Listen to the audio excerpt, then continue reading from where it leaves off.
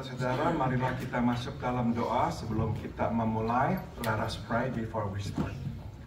Ya Allah, ya Bapa kami, selamat pagi dan terima kasih untuk hari baru yang telah Engkau berikan kepada kami. Our Heavenly Father, good morning and thank you for this new day that you have given us. Kami berdoa, biarlah Engkau berkenan hadir di tengah kami. We pray, Father, may you be present among us. Biarlah Engkau bukakan hati dan pikiran kami untuk mendengar dan mengerti firman-Mu. We pray may you open our eyes, our hearts and minds to understand your word. Dalam nama Tuhan Yesus kami berdoa. In the name of Jesus our Lord, we all pray. Amen. Saudara, tema khotbah pada pagi hari ini adalah berterima kasih tidak selalu membawa kita kepada ibadah atau penyembahan. Thankful does not always lead to worship. Mari kita buka Injil Lukas pasal 17. If you have your Bible with you, please turn to the Gospel of Luke chapter 17.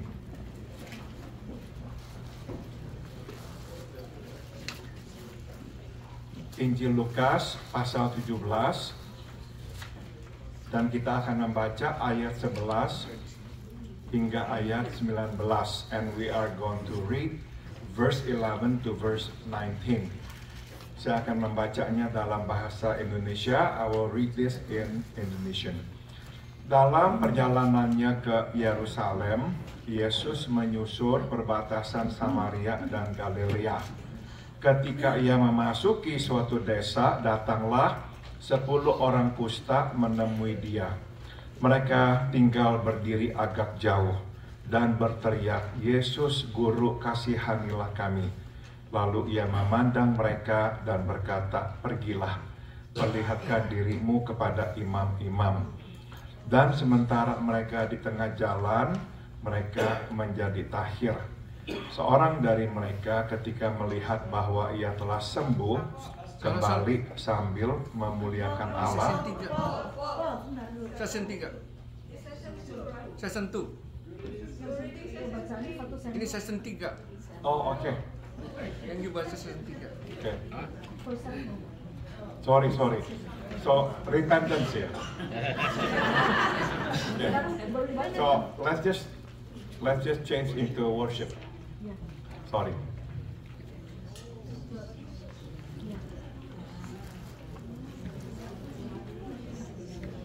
Saya sambung lagi ayat 16.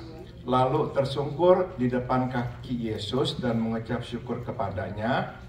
Orang itu adalah seorang Samaria. Lalu Yesus berkata, "Bukankah ke-10 orang tadi semuanya telah menjadi tahir? Di manakah yang 9 orang itu? Tidak adakah di antara mereka yang kembali untuk memuliakan Allah selain daripada orang asing ini?" Lalu ia berkata kepada orang itu, "Berdirilah dan pergilah, imanmu telah menyelamatkan engkau." Let me get my water first.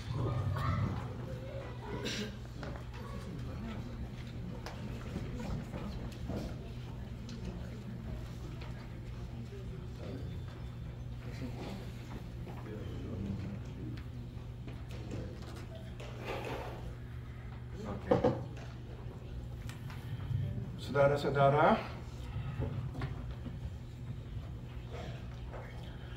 ada pepatah yang berbunyi, burung dengan bulu yang sama berkumpul bersama.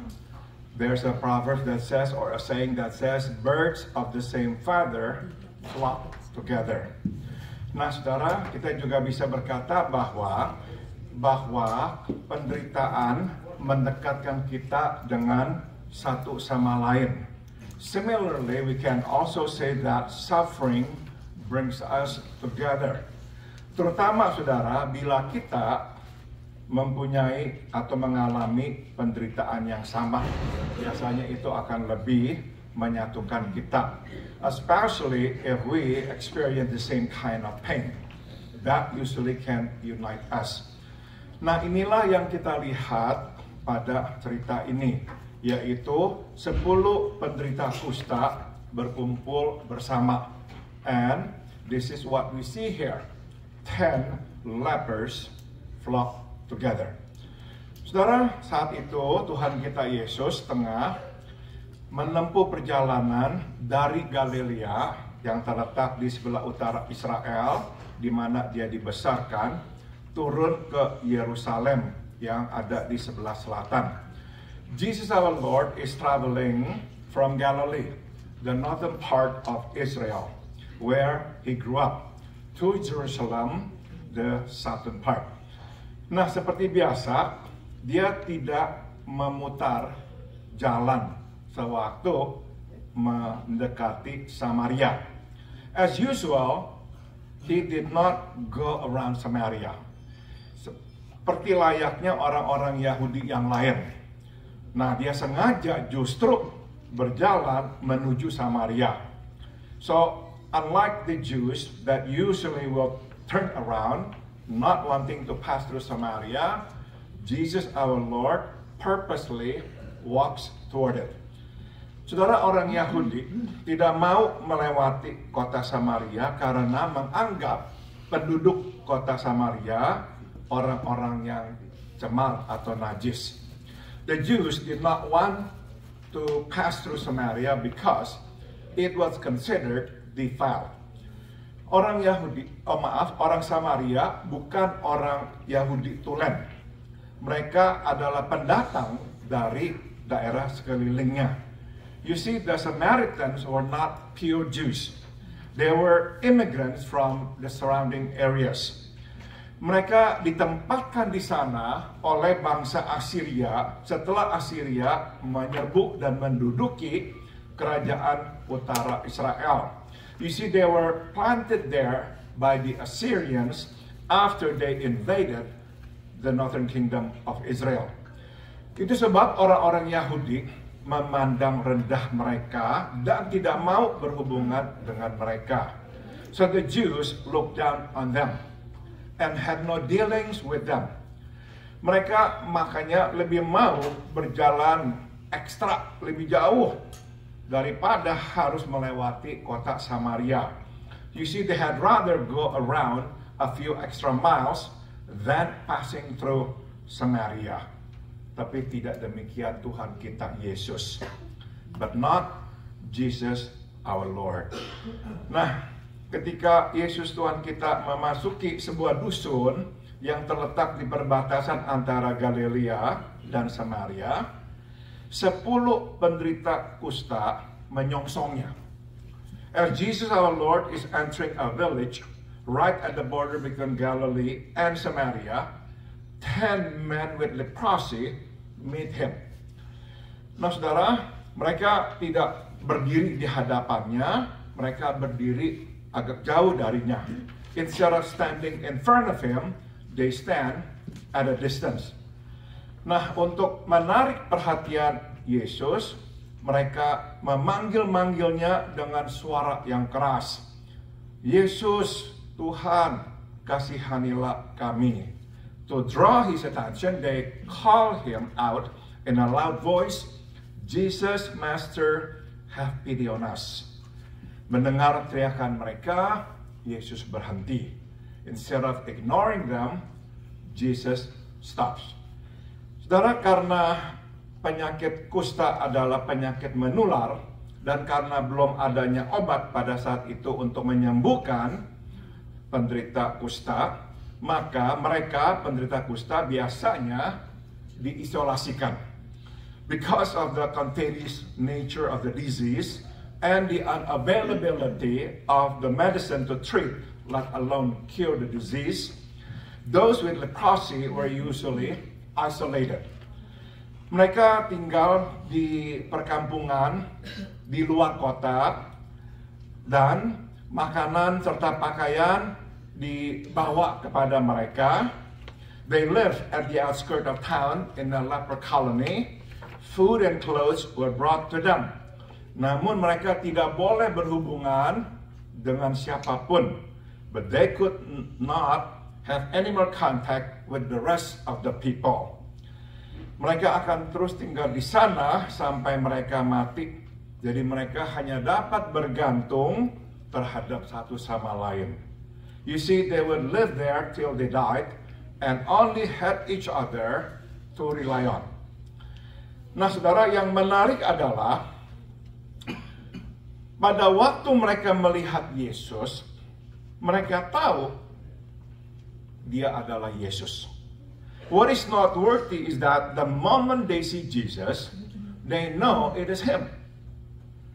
Nah, kita tidak tahu dari manakah mereka kok bisa tahu, tapi kita bisa menduga seseorang pasti memberitahukan salah seorang dari mereka bahwa Yesus akan melewati perkampungan mereka. We do not know how they obtained the information, but we can assume that someone must have told somebody there that Jesus our Lord is passing through their village. Kita bisa berkata orang ini tentulah orang yang masih sayang, mempedulikan salah seorang penderita kusta itu.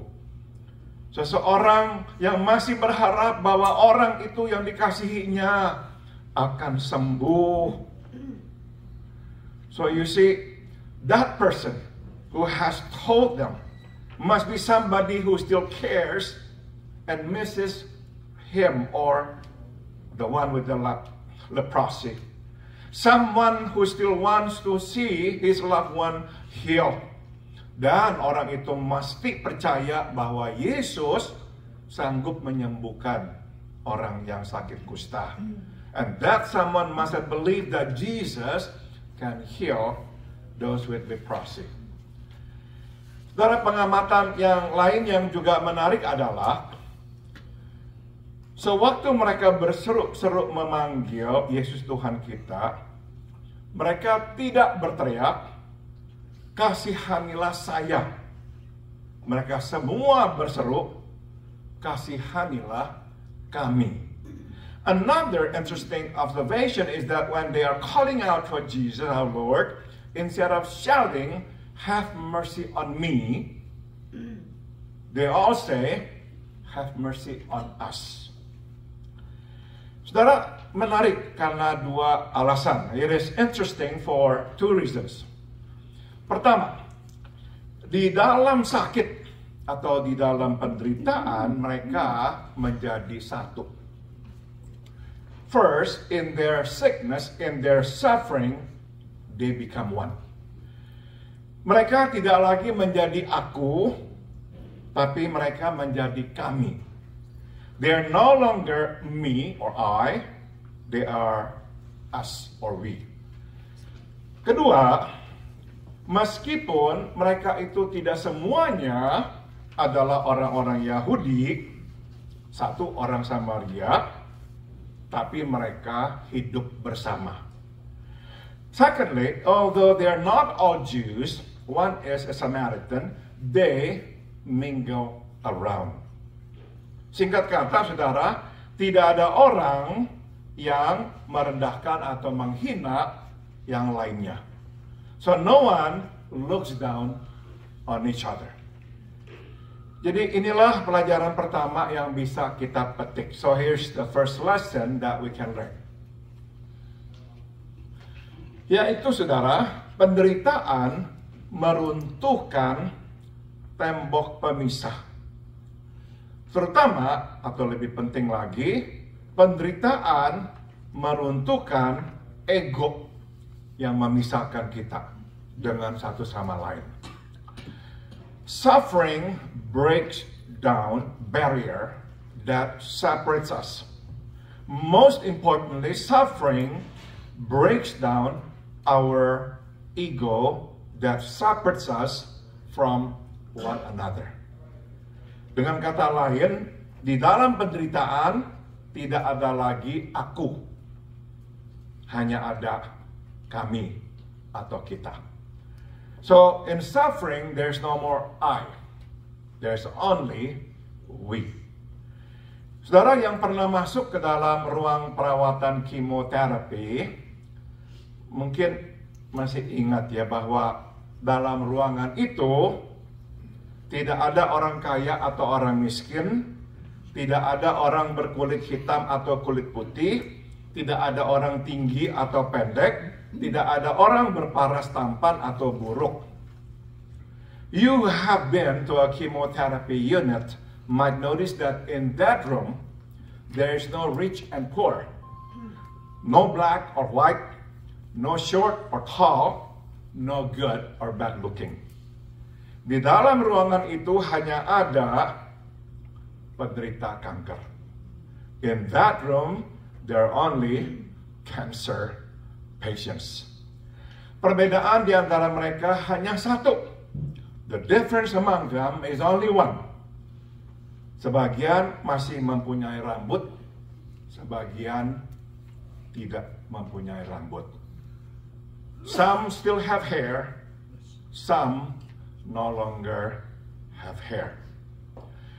Pemandangan yang sama kita dapat juga saksikan sewaktu kita masuk ke dalam ruangan tempat pencucian darah.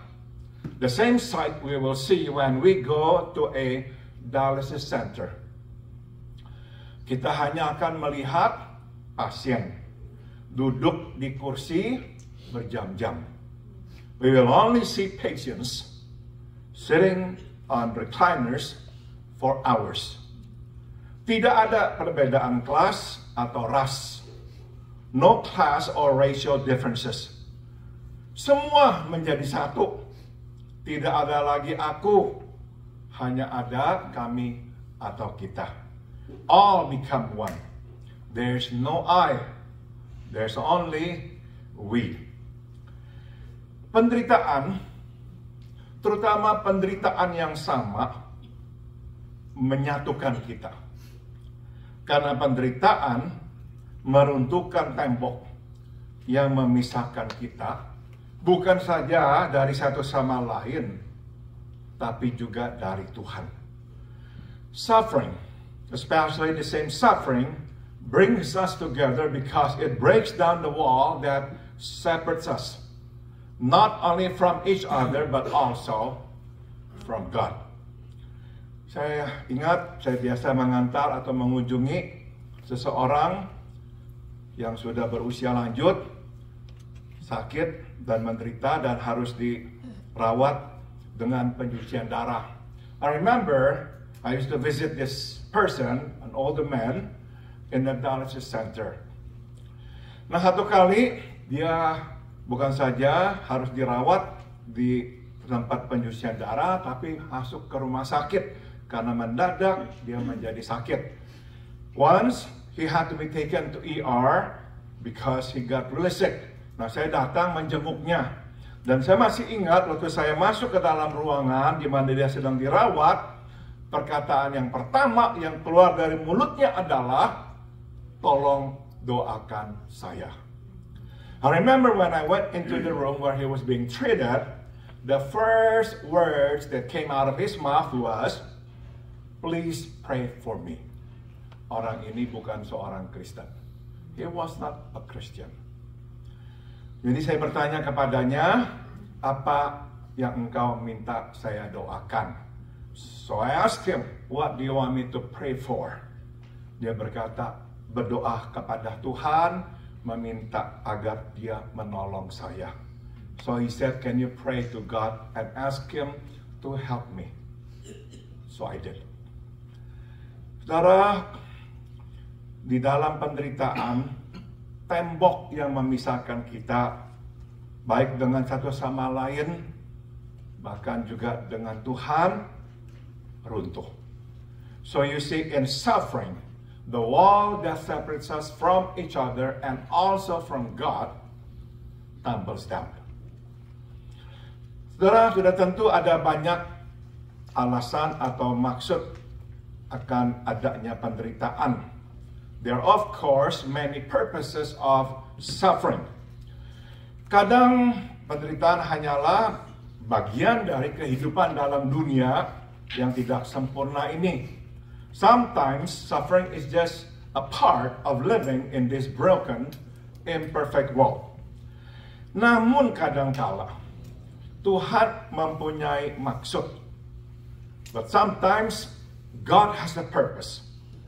Dan salah satu tujuannya adalah meruntuhkan tembok yang memisahkan kita dan membawa kita lebih dekat dengan satu sama lain dan Tuhan. And one of them is to break down the wall that separates us and to bring us closer to each other and God.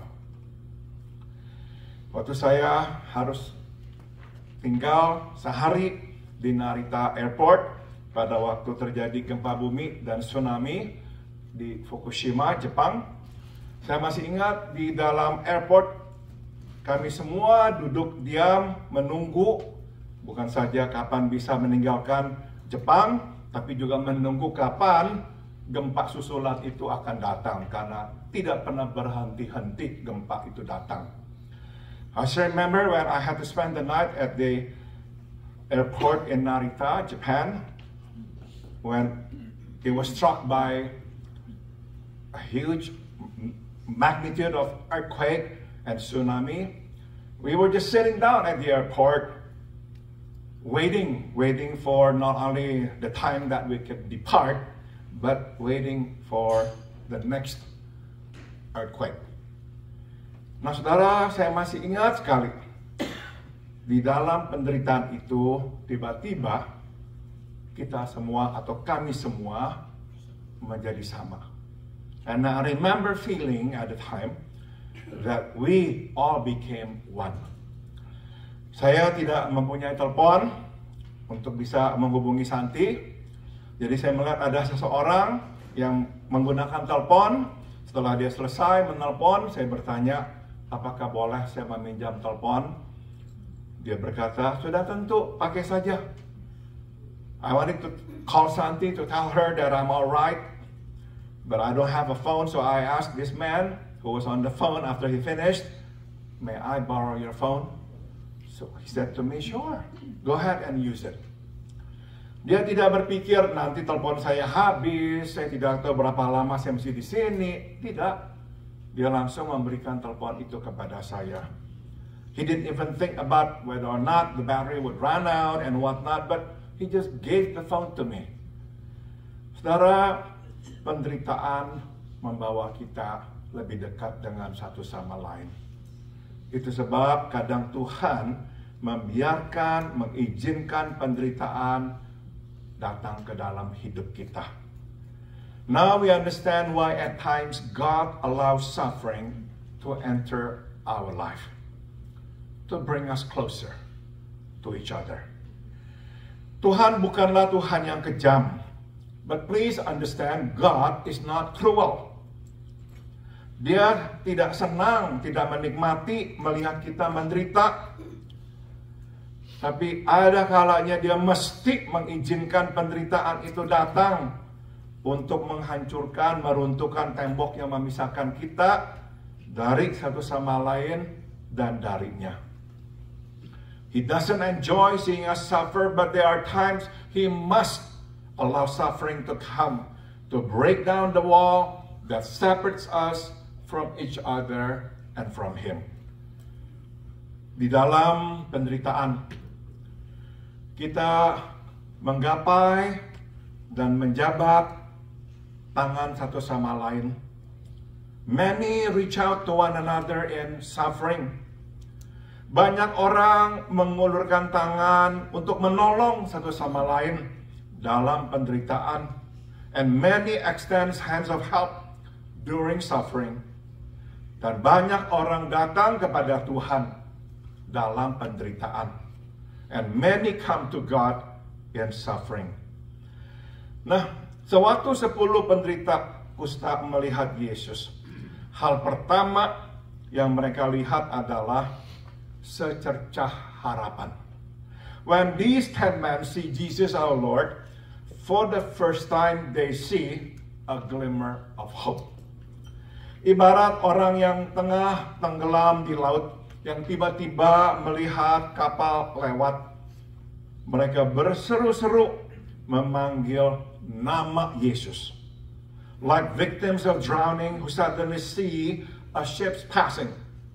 They call him out by name in a loud voice. Yesus, Tuhan, kasihanilah kami. Jesus, Master, have pity on us. Mereka ingin memastikan Yesus akan berhenti. They want to make sure that Jesus, our Lord, will stop. Mereka tidak mau kehilangan kesempatan yang berharga ini. They cannot afford to lose this once in a lifetime opportunity. Tapi ada sesuatu yang tidak mereka sadari. But there's something that they do not realize. Mereka berpikir bahwa Yesus Tuhan kita kebetulan lewat. Padahal dia sengaja datang untuk menemui mereka dan menyembuhkan mereka. They think that Jesus our Lord happens to pass by, while in fact, He is going there to meet them and to heal them. Mereka berpikir bahwa merekalah yang mengusahakan perjumpaan itu untuk menemui Yesus yang tengah berjalan ke perkampungan itu. Padahal Yesuslah yang telah merencanakan untuk bertemu dengan mereka. They think that it is they who make the effort to meet Jesus our Lord on his way to the village, while in fact it is Jesus our Lord who has made the plan to meet them.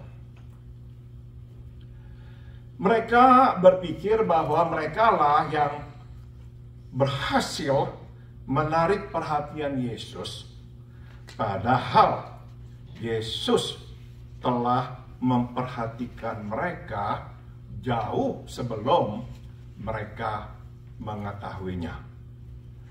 They think that it is they who somehow manage to get the attention of Jesus our Lord, while in fact it is Jesus our Lord who has paid attention to them long before they even know it. Dan satu lagi yang lebih penting, mereka meminta Yesus mengasihani mereka, padahal Yesus mengasihi mereka. More importantly, they ask Jesus to pity them, while in fact, He loves them. Saudara, sewaktu Tuhan meminta kita mencarinya, Dia bukan sedang mengajak kita bermain tak umpet. When God asks us to seek Him, He's not asking us to play hide and seek. Waktu Tuhan meminta kita mencarinya, Dia hanya meminta kita datang menghampirinya. When God asks us to seek Him, it simply means that He wants us to come to Him. Waktu Tuhan meminta kita mencarinya, ini hanyalah berarti Dia ingin kita memikirkannya. When God asks us to seek Him, it merely means that He wants us to think of Him. Tuhan tidak tengah meminta kita menapaki jejak untuk mencarinya. Sebaliknya, Dialah yang mencari kita dan menemui kita di mana kita berada. God is not asking us to walk through a trail to find Him, and on the contrary, He's the one who has gone all the way to find us where we are at. Belum lama ini, teman saya dari SMP SMA mengirim rekaman operet yang kami rekam di tahun 1977. One of my friends, Kokoy, my high school friend, who was in the same group, he was our group leader, sent me the recording of an opera that we recorded in 1977. Saudara, opera itu ditulis oleh seorang teman yang lain dan semua lagunya itu di aransemen dan diciptakan oleh teman saya ini, Kokoy. It was written by somebody there, our friend, but the songs were either arranged or composed by our friend here, Kokoy. Nah, saudara, di dalam opera itu ada beberapa adegan di mana seorang pendeta berkhotbah. And in that opera, there were some scenes in which a pastor preached. Dan saudara, saya sendiri lupa siapa itu yang diminta untuk menjadi si pengkhotbah di situ. Jadi saya tanya teman saya, Koy, siapa tuh Koy yang berkhotbah? Dan dia menjawab, lu, masa lu nggak tahu?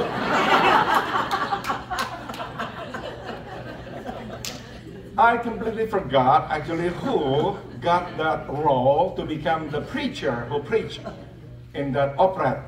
So I asked him, Koy, who actually did that preaching? And he said, that's you. Oh, I said, I didn't remember. Yeah, that's you. Saudara, waktu saya mengingat-ingat, hati saya terharu. When I think of that, I was so touched and sad. Karena saudara, di saat saya belum memusingkan Tuhan, Dia sudah memusingkan saya. You see, at the time that I wasn't even concerned about God or thought about Him that much, He was concerned about me and thought about me. Saya telah menjadi orang itu di dalam opera.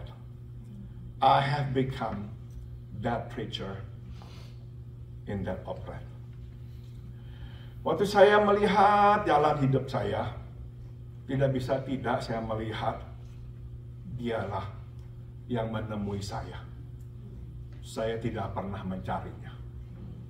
When I look back, I learned that it was He who actually found me. I never actually looked for Him. No, He found me. Long before I knew that He really cared for me. Saudara, seperti dikatakan di kitab Wahyu 3 ayat 20. Just like it is said in Revelation 3:20. Lihatlah, aku berdiri di pintu dan mengetuk pintu. Barang siapa mendengar suaraku dan membuka pintu, aku akan masuk dan makan bersamanya dan mereka dengan aku. Here I am, Jesus says. I stand at the door and knock. If anyone hears my voice and opens the door, I will come in and dine with them and they with me. Waktu Tuhan meminta kita mencarinya, yang Dia minta hanyalah kita berbalik dan memandangnya. When God asks us to seek Him, what He's asking is simply for us to turn and to look at Him. Dia sudah ada di sana, mengetuk pintu. He is already there, knocking on the door. Kita hanya perlu membukanya. We only need to open it. Inilah saya. Inilah kata-kata Yesus. Here I am. This is the greeting words of our blessed Lord. Dia sudah di sini untuk menepati janji pertemuan yang dibuatnya dengan kita. He is already here for the divine appointment that He has made with us. Inilah pelajaran kedua yang dapat kita petik. Here's then the second lesson that we can draw. Kita beristirahat sewaktu kita percaya. Dan kita percaya sewaktu kita berhenti. We rest when we trust. And we trust when we stop. Saya jelaskan. Let me explain. Sewaktu kita berhenti mengkhawatirkan apa yang akan kita makan atau minum atau apa yang akan kita pakai. When we stop worrying about what we will eat or drink, or about our body, what we will all wear. Sewaktu kita berhenti mencari-cari jalan, sewaktu kita percaya akan janji Allah bahwa Dia akan bersama dan menuntun kita. When we stop looking for ways or directions, believing in the promise God has made to us that He will guide us. Firman Tuhan dari Yesaya 30 ayat 21 berkata, Isaiah 30 verse 21 says, dan telingamu akan mendengar perkataan ini dari belakangmu. Inilah jalan, berjalanlah mengikutinya, entah ke kanan atau ke kiri. Whether you turn to the right or to the left, your ears will hear a voice behind you saying, this is the way, walk in it. Jadi berhenti adalah langkah pertama. Stop is always the first step. Kita berhenti membuat-buat janji bertemu Tuhan, karena sebetulnya Dialah yang membuat janji bertemu dengan kita. We stop making appointments with God because the fact is, it is He who makes the appointment to meet us. Tugas kita adalah hadir. Jangan tidak hadir dan jangan sia-siakan janji pertemuan itu. Our part is only to keep the appointment, don't miss it, and don't take it for granted. Kita tidak perlu berteriak-teriak memanggilnya, karena Dia sudah memperhatikan kita. We need not call Him in a loud voice to be noticed because He has taken notice of us. Berhenti. Percaya dan beristirahat. Jadi apapun yang mesti kita hadapi, pertama kita mesti berhenti. Setelah itu kita percaya, barulah kita baru bisa dapat beristirahat. So no matter what we have to face, the first step is stop. And then we trust. And after that we can rest. Yesus tidak akan melewati kita. Dia pasti akan mampir. Sebab kitalah sebetulnya tempat yang ditujunya. Jesus will not pass us by. He will come. He will come because we are His destination. Saudara, orang-orang ini, penderita kusta ini tidak perlu memanggil Yesus 2 kali. The 10 lepers did not call Him twice, only once. Alkitab berkata, Tuhan kita Yesus melihat mereka dan berkata, pergi, tunjukkan dirimu kepada para imam. Jesus our Lord saw them and said, go show yourselves to the priest. Dengan menyuruh mereka pergi kepada imam, Dia menyatakan bahwa mereka semua sembuh. Karena berdasarkan hukum Taurat Musa, seorang penderita kusta atau siapapun dengan penyakit kulit hanya boleh dan harus menemui imam untuk diperiksa setelah, bukan sebelum, mereka melihat kesembuhan pada tubuh mereka. You see, by telling them to go to the priest, He is declaring that they are healed. Because according to the Mosaic law, a leper or anyone with skin diseases should only go to the priest to be examined after, not before, they notice symptomatic changes to their bodies. Nah, yang menarik adalah Dr. Lukas tidak berkata bahwa mereka telah sembuh sebelum berangkat menemui imam. What is noteworthy is that Dr. Luke does not say that they are healed before they go see the priest. Dr. Lukas secara spesifik menjelaskan, dan sementara mereka di tengah jalan, mereka menjadi tahir. Dr. Luke specifically explains, as they went, they were cleansed. Inilah iman. This is faith at work. Iman adalah dasar dari segala sesuatu yang kita harapkan, bukti dari segala sesuatu yang tidak kita lihat. Being sure of what we hope for and certain of what we do not see. Hebrews 11 verse 1. Saudara, mereka tidak menunggu sampai mereka semua sembuh sebelum berangkat menemui imam. You see, they do not wait till they're all healed before they go see the priest. Mereka berangkat menjumpai imam sebab mereka percaya mereka akan sembuh. They go see the priest because they believe they will be healed. Sebegitu besarnya percaya mereka pada perkataan Yesus. That's how much they believe in Jesus' words. Suatu saya tengah mempersiapkan berita firman Tuhan ini, saya tengah mendoakan sebuah pelayanan di Indonesia yang memerlukan uang untuk memperpanjang kontrak rumah pelayanan itu.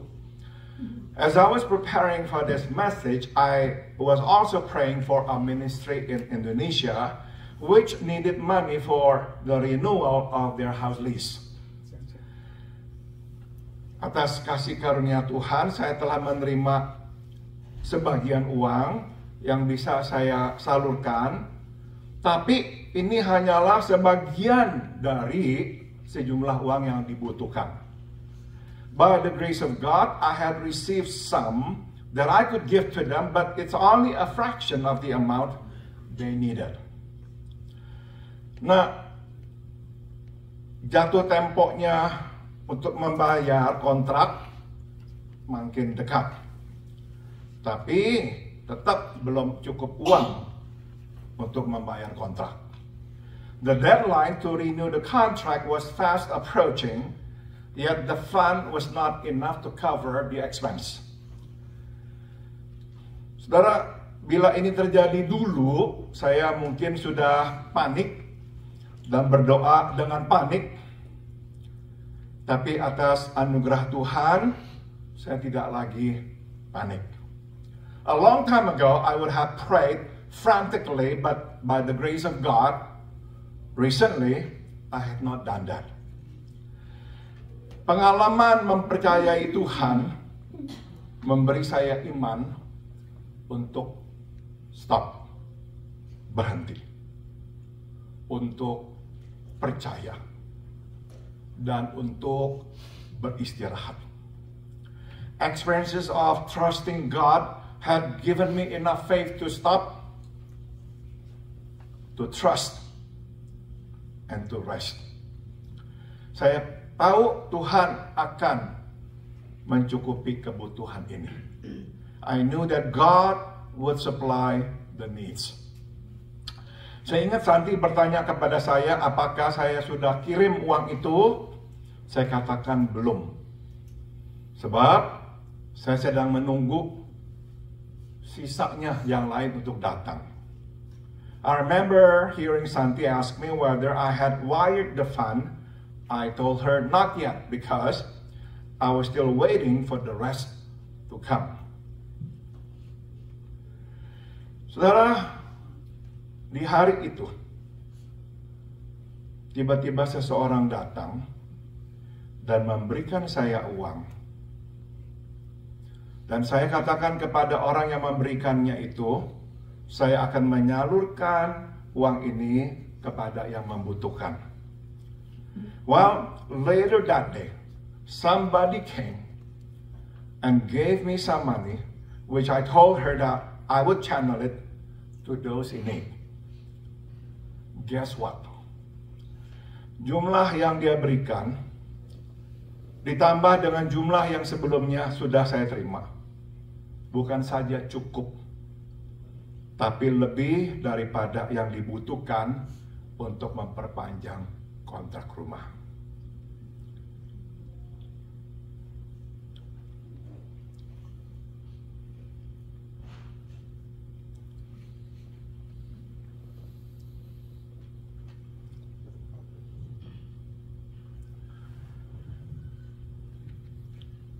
The total amount she gave me and the fund I had previously received was not only enough, but more than enough.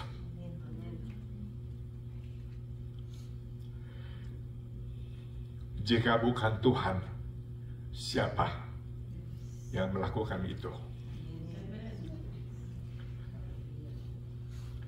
If not God, who could have done that?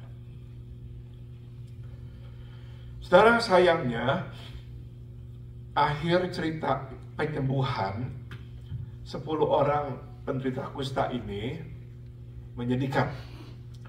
The end of the story of Jesus healing the 10 men with leprosy is sad. Dari 10, hanya 1 kembali untuk memuliakan Tuhan dengan suara yang keras. You see, out of the 10 men, only 1 returned, praising God in a loud voice. Dia tersungkur di depan kaki Yesus dan mengucap syukur. Dan dia adalah seorang Samaria. He threw himself at Jesus' feet and thanked him. And he was a Samaritan. Waktu Yesus melihatnya, dia bertanya. When Jesus our Lord saw him, he asked, bukankah 10 yang ditahirkan? Di manakah yang 9? Were not all 10 cleansed? Where are the other 9? Tidak adakah di antara mereka yang kembali untuk memuliakan Allah selain daripada orang asing ini? Saudara, kita bisa menyimpulkan bahwa 9 orang yang sembuh itu sudah tentu berterima kasih kepada Yesus yang telah menyembuhkan mereka. We can surmise that the other 9 must feel thankful to Jesus for healing them. Namun, walau mereka tahu kuasa Allah dalam Yesuslah yang telah menyembuhkan mereka, mereka tidak kembali untuk memuliakan Tuhan dan berterima kasih serta menyembahnya. But although they knew that it's the power of God in Jesus which had healed them, they did not come back to give praise to God and worship Him. Saudara, ternyata berterima kasih kepada Tuhan tidak selalu membuat kita ingin menyembah Tuhan. Turns out to be that being thankful to God does not always lead us to worship God. Banyak yang akan senang-senang saja berkata, terima kasih Tuhan. Many would be happy to say, thank you God. Bagi mereka cukup, tapi tidak buat Tuhan. To them that is enough, but not to God. Bukankah kita juga berkata terima kasih kepada pelayan di restoran yang melayani kita? Don't we say thank you to a server in a restaurant that serve us? Tapi bukankah kenyataannya adalah beberapa menit setelah kita meninggalkan restoran itu, kita sudah tidak mengingat wajah si pelayan restoran itu, ya kan? But isn't it the fact that 5 minutes after we leave the restaurant, we don't even remember how he looks. Jadi saudara, ini kesimpulannya. So here's the conclusion. Orang Samaria ini kembali untuk memuji Tuhan dan menyembah Tuhan karena sebelum dia disembuhkan, dia memang sudah memuliakan Tuhan dan menyembah Tuhan. The Samaritan came back to praise and worship God because even before the healing, he already praised and worshiped God. Dapat diduga 9 yang lainnya tidak kembali memuliakan Tuhan sebab besar kemungkinan mereka sudah lama berhenti memuliakan Tuhan, apalagi menyembah Tuhan. I surmise that the other 9 did not come back to praise God and to worship God because they had stopped worshiping God a long time ago. Rupanya mereka pahit, putus asa. Perhaps they have been in despair. Perhaps they hold or harbor bitterness toward God for not healing them, for giving them this leprosy, for isolating them from the rest of the people that they love, for giving them no hope but just death will come at any day. That is why when they were healed, they did not bother to come back and to praise God, let alone to worship Christ. They had not done that for a long time. Saudara, penderitaan bisa membuat kita pahit, putus asa, membuat kita malas memuji Tuhan, apalagi menyembahnya. Suffering, yes, could make us bitter, despair. It could kill our desire to praise God, let alone worship Him. We'd say, what for? Kita berkata, buat apa puji-puji Tuhan? Buat apa sembah-sembah Tuhan? Dia tidak dengar doa saya kok.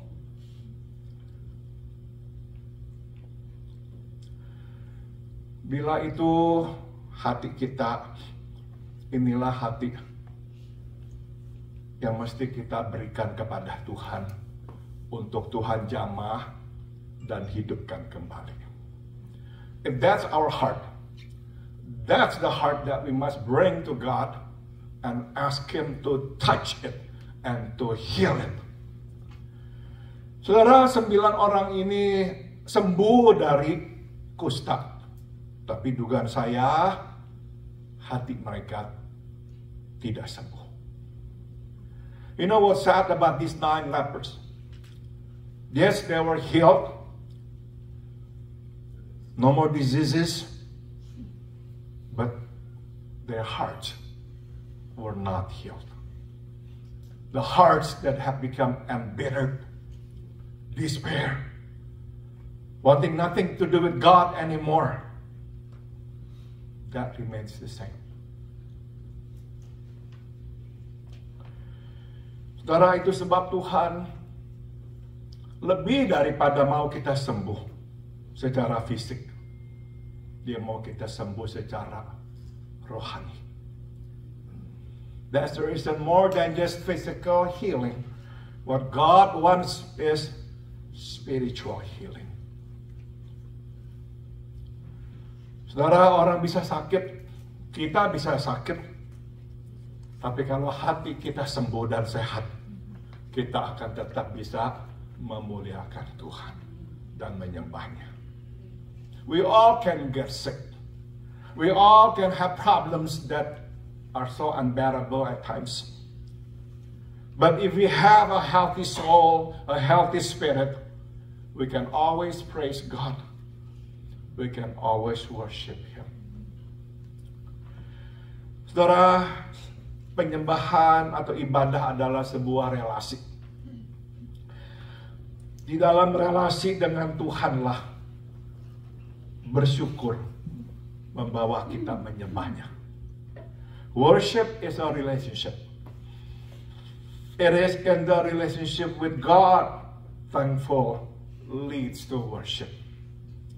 Makin kita melihat kebaikan Tuhan, makin hati bersyukur, makin kita mau tersungkur di hadapannya. The more we see and experience the goodness of God, the more grateful we are to Him,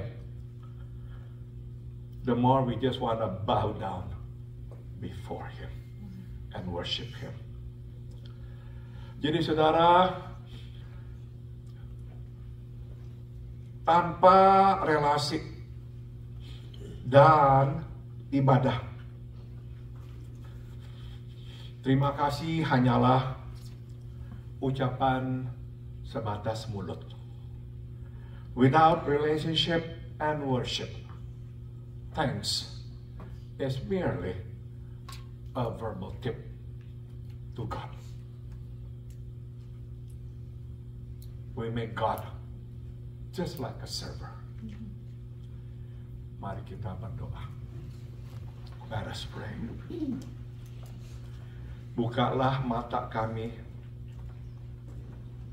tapi kami berdoa lebih penting lagi, sembuhkanlah jiwa dan hati kami. We pray, Father in heaven, more than just opening up our eyes, may you heal our spirit, our souls. Our souls perhaps have something more serious than leprosy. We pray, may you open our hearts. May you pour your spirit into our hearts. May you heal us. Heal our broken spirit. Heal us, O Lord, that we may always praise you and worship you. In Jesus' name we all pray. Amen. Amen. Thank you.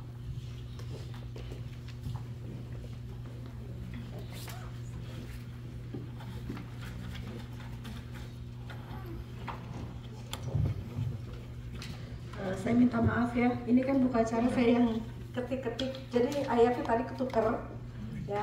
Jadi harusnya yang session 3 itu ayatnya mestinya 1 Samuel 24 ayat 17 sampai 23, sedangkan yang hari ini itu Lukas 17 ayat 11 sampai 19. Jadi nanti untuk sore kita bacaannya adalah 1 Samuel ya. Jadi mohon maaf bu masalahnya Pak Pol. Saya. Sorry. Oke, kita sekarang akan ke grup yang baru hadir.